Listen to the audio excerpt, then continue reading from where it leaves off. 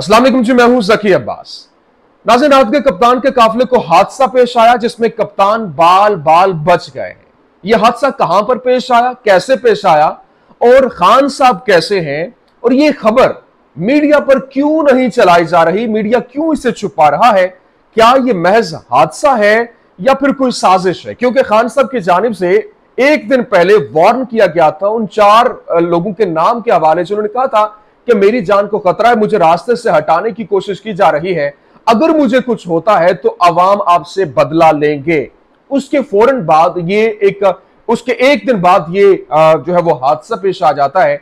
ये क्या तमाम तर स्टोरी है, नंबर 1 तो आपके सामने ये रखना। फिर दूसरे नंबर पे आपको बताना है कि हंगामी राब्ता हुआ है, बनीगाला में एक अहम पैगाम पहुंचा दिया गया है और इस हवाले से कुछ मोहलत भी मांगी गई है। जबकि साथ साथ आपको यह भी बता दूं कि कप्तान के साथ जो मामलात है एस्टैब्लिशमेंट को लेकर डायरेक्ट राब्ता हुआ, mouth piece of establishment, mouth piece of Noon League जिसको कहा जाए तो गलत नहीं होगा, उनकी जानिब से यह खबर दी गई है कि कप्तान का डायरेक्ट जो एस्टैब्लिशमेंट के साथ राब्ता हुआ है और मामलात तय पा गए हैं। ये क्या मामलात है, तमाम तो डिटेल्स 1 बाय 1 आपके सामने रखेंगे। मेरी गुजारिश आपसे यह है कि वीडियो को आखिर तक देखिएगा। नाज़रीन, सबसे पहले मैं आपको बता दूं कि पहले भी खान साहब ने सियालकोट के जलसे के अंदर बताया था कि मेरी जान को खतरा है, मुझे रास्ते से हटाने का प्लान हो रहा है। मैंने एक वीडियो रिकॉर्ड करके महफूज मकाम पर मुंतकिल कर दी है और जब अगर मेरे साथ कुछ ऐसा जो है वो हैपनिंग होती है तो वो वीडियो मंजर आम पर आ जाएगी। उसके बाद खान साहब की जानिब से परसों सरगोदा के जलसे के अंदर उन्होंने उनकी बॉडी लैंग्वेज जो थी, जिस तरीके से उन्होंने फिर ताबड़तोड़ हमले किए, उन्होंने कहा कि मुझे दीवार के साथ लगाने की कोशिश की जा रही है। पिछले 4 महीने से मेरे पास रिपोर्ट्स पहुंच रही है, वेल विशर्स की जानिब से पता चल रहा है कि कुछ बड़ा होने वाला और मुझे रास्ते से हटाने का, टेक्निकली नॉकआउट करने का और फिर रास्ते से हटाने का पूरा प्लान हो चुका है। जिसके बाद उन्होंने कहा कि उन्होंने फिर इंडिकेट किया, पहले सिर्फ यह बताया कि वीडियो रिकॉर्ड, परसों उन्होंने यह बताया कि 4 लोग हैं जिनके नाम मैंने उसमें मेंशन किए हैं, अगर मुझे कुछ होता है तो ये 4 लोग जिम्मेदार होंगे जिनको आवाम नहीं छोड़ेगी। नाज़रीन, उसके फिल बाद कल जो है कप्तान जब गुजरात जलसे के लिए पहुंचे तो जलसा गाह में जलसा करने के बाद जब वो वापसी पर रवाना हुए तो रास्ते में उनके काफिले को हादसा पेश आ गया। अच्छा, यहां पर उमर चीमा साहब की जानिब से कहा गया कि खान साहब जो है वो हेलीकॉप्टर के जरिए गए हैं। अब अगर उनकी बात को माना जाए तो ये काफिले, जो इनका काफिला था उसको हादसा पेश आया, खान साहब उससे पिछली गाड़ी में थे और वो कॉन्वॉय जो पूरे का पूरा था वो डायरेक्ट उसमें हिट होता है अगर अगली गाड़ी को जो गार्ड्स थे उनको हादसा पेश आया। अब नाज़रीन ग्रामी, जब खान साहब जलसा गाह में जलसा करने के बाद वापस जो है वो इस्लामाबाद बनीगाला की तरफ रवाना हुए तो रवात के करीब उनकी जो अगली गाड़ी थी, सिक्योरिटी की गाड़ी थी, उसमें अचानक आग भड़क उठी। जिसके बाद फिल फोर जो सिक्योरिटी गार्ड्स थे, उनके जो सिक्योरिटी एहलकार थे, उन्होंने फिल फोर भागकर जान बचाई और कप्तान की गाड़ी भी, क्योंकि एक पूरे का पूरा कॉन्वॉय था और वो रुक गया। क्योंकि ये एक ऐसी हैपनिंग है कि अगर इस तरह का कोई इंसिडेंट होता है, बड़ी तेजी के साथ ये काफिले निकल रहे होते हैं और अगर कुछ मामला ऐसा वैसा हो जाए तो बाकी काफिला भी रुक जाता है और कुछ हैपनिंग हो सकती है। और क्योंकि इसी तरह से मामलात को कुछ लोगों को डायरेक्ट तो हिट नहीं किया जाता, इसी तरह से हिट करने का प्लान होता है कि हादसाती सूरत दिखाई दे। तो यहां पर रात को कप्तान जो है वो जब वहां पर रवात के करीब पहुंचे, उनकी अगली गाड़ी को हादसा पेश आया, उसमें आग भड़क उठी, गार्ड्स ने भागकर जान बचाई। खान साहब जो है वो वहां पर थे और खान साहब की गाड़ी को साइड से करके निकाला गया और खान साहब को महफूज मकाम पर मुंतकिल किया गया, उनको घर पहुंचाया गया। अब नाज़रीन ग्रामी, इसके ऊपर बहुत से सवालिया निशान हैं, क्योंकि इसके ऊपर अगर तो ये महज हादसा है तो ठीक है, लेकिन यहां पर इसके ऊपर भी तहकीकात होनी चाहिए, पता चलना चाहिए कि असल में इसकी बैकग्राउंड क्या है, असल में क्या मामलात हैं। क्योंकि खान साहब पहले इंडिकेट कर चुके हैं कि कुछ something is going to happen, तो उनके साथ कुछ मामलात किए जाने की इतलात हैं। तो अब यहां पर तहकीकात होना इसकी भी बहुत जरूरी है, तहकीकात होनी चाहिए। अच्छा, अब नाज़रीन ग्रामी दूसरी जानिब आ जाए।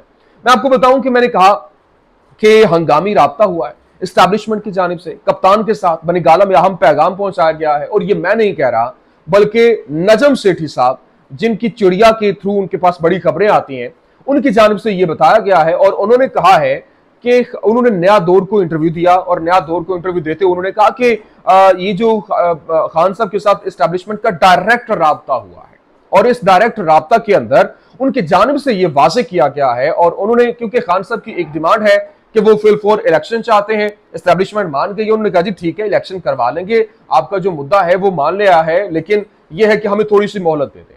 आप खान साहब कहते हैं सितंबर की, और हम भी आपको सितंबर का बता चुके हैं कि सितंबर के अंदर डेट अनाउंस की जाए। 10 सितंबर की तारीख जो है वो दी गई थी, लेकिन यहां पर जो इस्टेब्लिशमेंट है उसकी जानिब से जो नजम सेठी साहब के बकौल उन्होंने कहा कि ये जनवरी के अंदर, उन्होंने कहा कि ये हुकूमत चली जाएगी और इलेक्शन अनाउंस हो जाएंगे, जबकि मार्च के अंदर हम इलेक्शन करवा देंगे। उनकी जानिब से यह बात वाज़ेह की गई। अब नाज़रीन गिरामी, इस तमाम तर सिनेरियो को देखते हुए, इस तमाम तर मामले को देखते हुए ये जो खबर है इसको लिया जाए तो यहां पर इमरान खान के हवाले से जो मामला हैं वो मानने को तैयार नहीं। अभी भी हमारे पास तो यही खबरें, क्योंकि जो इस हंगामी राब्ते में उन्होंने कहा कि एक तो पहली बात यह है कि एक सैलाबी सूरत हाल 1-2 महीने के अंदर मामला स्टेबलाइज हो जाएंगे। आफ्टर दैट जो है वो इलेक्शन की तरफ, और तैनाती भी जो बड़ी एक तैनाती है वो भी हो जाएगी, और उसके बाद आपका जो मामला है, आपका जो मुद्दा है उसको भी सेटल डाउन कर लिया जाएगा और इलेक्शन फ्री एंड फेयर करवाए जाएंगे।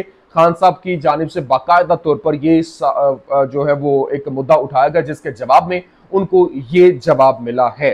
तो यहां पर खान साहब, अब लेट्स सी कि खान साहब क्योंकि नहीं मान रहे, खान साहब अपनी बात पे अड़े हुए हैं और उनकी जानिब से यही कहा जाता है कि फिल फॉर इलेक्शन अनाउंस किए जाए।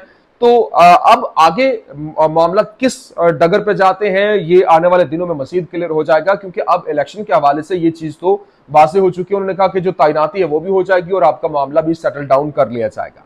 अब नाज़रीन गिरामी, जाते जाते मैं आपको एक और खबर भी दे दूं, क्योंकि जस्टिस अतर मिनल्ला जो है उनकी जानिब से एक खबर दी गई। उन्होंने जो है वो रिमार्क्स दिए, उन्होंने कहा कि क्योंकि जिस तरह से नून लीग बयानियां बनाने की कोशिश करती है और अपने सहाफियों को इस्तेमाल करती है और सहाफियों को अदालत के ऊपर भी असर अंदाज होने की कोशिश की जाती है ऐसा बयानियां बनाने की, ताकि हमारा बयानियां मिल सके, क्योंकि पहले इनके पास बयानियां तो है नहीं, ये बयानियां इनका पिट चुका है। तो जिसको लेकर इनकी जानिब से कोशिशें की जा रही है कि किसी तरीके से दोबारा से ये इन हो जाए। तो यहां पर जो जस्टिस अतर मिनल्ला है उनकी जानिब से कहा गया, बयानिए बनते रहते हैं, अदालत वही करेगी जो करती आ रही है। चीफ जस्टिस इस्लामाबाद की जानिब से कहा गया, सहाफियों को हिरासत करने के खिलाफ PFUJ की दरख्वास्त की समाअत के दौरान जो chief justice Islamabad high court justice Athar Minallah ने रिमार्क्स देते हुए कहा कि रजिस्ट्रार ने सहाफियों के व्लॉग से मुतालिक बताया है कि मेरी मुलाकातें होती रही हैं, किसी ने जो कहना है कहता रहे, इस अदालत ने आजादी दी हुई है, जिस चीज का मुझे इल्म नहीं।